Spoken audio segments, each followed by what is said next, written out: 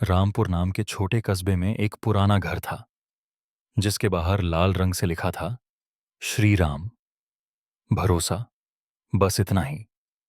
उस घर में अर्जुन, उसकी छोटी बहन अनया और उनकी दादी सरला देवी रहते थे। दादी का एक नियम था कि सूरज ढलने के बाद घर के आंगन में तुलसी के पास दिया जलाकर वे चौकी पर बैठतीं और धीमी स्थिर आवाज में राम नाम जपतीं। श्री राम, जय राम, जय जय राम। और हमेशा अर्जुन से कहतीं, इस घर में सूरज ढलने के बाद राम नाम बंद नहीं होना चाहिए। जिस दिन झप रुक गया उस दिन चौखट पर कोई और पहरा देगा। अर्जुन शहर में नौकरी करने लगा। पैसे, टारगेट और ईएमआईज के चक्कर में उलझा रहा और दादी की बात उसे पुरानी लगने लगी। लेकिन एक समय ऐसा आया जब उसकी नौकरी चली गई, कर्ज बढ़ गया, दोस्तों ने दूरी बना ली और उसी दौरान खबर आई कि दादी अचानक बीमार हो गई हैं। वह कस्बे लौटा तो दादी बिस्तर से उठ नहीं पा रही थीं और उस रात पहली बार वे चौकी पर बैठकर राम नाम नहीं कर सकीं। अर्जुन ने माला उठाई, लेकिन गुस्से और टूटन में उसे तकिए पर फेंक कर भगवान से ही नाराज हो गया। इतनी भक्ति का क्या मिला? नौकरी गई, पैसे नहीं, दादी बीमार। आज से मैं ये नाम नहीं लूंगा। अनया ने कहा, दिया जला दें? तो उसने झुंझलाकर मना कर दिया और इस तरह कई सालों में पहली बार उस घर में सूरज ढलने के बाद राम नाम नहीं हुआ। आधी रात के करीब घर के मुख्य दरवाजे पर किसी ने दस्तक दी। पहले एक बार, ठक, फिर दो बार, ठक ठक, फिर जैसे किसी ने हथेली से चौखट को हल्के हल्के थपथपाया। अर्जुन पहले टालता रहा, लेकिन दादी की बात, जिस दिन राम नाम रुक जाएगा चौखट पर कोई और पहरा देगा, याद आने लगी। वो डरते डरते बरामदे से होकर दरवाजे तक गया। उसे ऐसा भी लगा जैसे उसके अपने पैरों की आवाज के ऊपर किसी और अदृश्य कदमों की परत हो।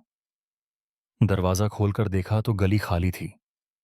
पीली स्ट्रीट लाइट, पीपल का पेड़ और दूर कुत्तों की हल्की भौंक, कोई नजर नहीं आया। लेकिन दरवाजा बंद करते समय उसे अंदर से जैसे किसी ने चौखट पकड़ी हो, ऐसा हल्का दबाव महसूस हुआ। वह घबराकर तेजी से कुंडी चढ़ाकर पीछे हट गया। तभी पीछे से दादी की टूटी सी आवाज आई, अर्जुन। वह पलट कर गया तो दादी आधी उठी हुई थीं, सांसें तेज। उन्होंने बड़ी मुश्किल से पूछा, आज राम नाम क्यों नहीं हुआ? और फिर लगभग फुसफुसाते हुए बोलीं, जो चौखट पर आज किसने पहरा दिया बेटा? यह कहकर वे फिर बेहोशी में चली गईं। अगली सुबह अर्जुन को अचानक बैंक से संदेश मिला कि उसकी ईएमआई 2 महीने के लिए होल्ड पर रखी गई है और दादी की हालत भी रात से थोड़ी संभल गई। डॉक्टर ने कहा कि अब उतना खतरा नहीं। अर्जुन के मन में सवाल घूमता रहा कि पिछली रात चौखट पर जो था वो डर था या किसी तरह की मदद।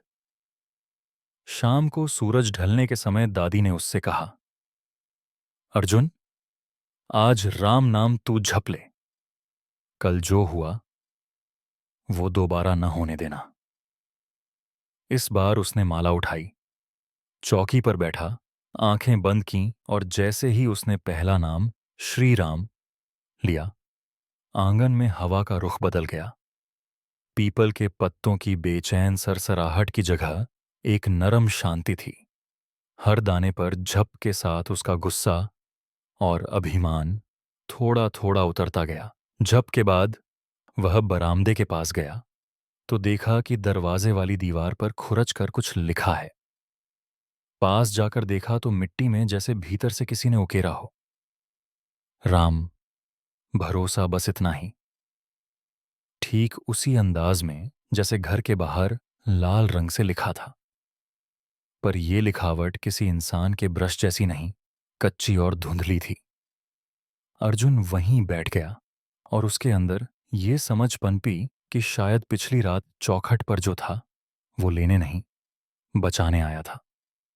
उस दिन के बाद उसने दादी का नियम अपनाया कि इस घर में सूरज ढलने के बाद राम नाम बंद नहीं होगा, चाहे हालात कितने भी बुरे हों। चौखट का पहरा हम नहीं छोड़ेंगे। ताकि ऊपर वाला हमारा पहरा छोड़कर कहीं और न चला जाए। और जब भी रात के सन्नाटे में हल्की सी दस्तक सुनाई देती है, तो वह अब डरता नहीं।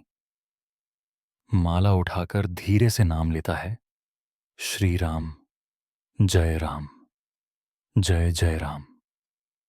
क्योंकि अब उसे समझ आ चुका है कि हर दस्तक डर नहीं होती, कई बार वो देर से पहुंची मदद भी हो सकती है।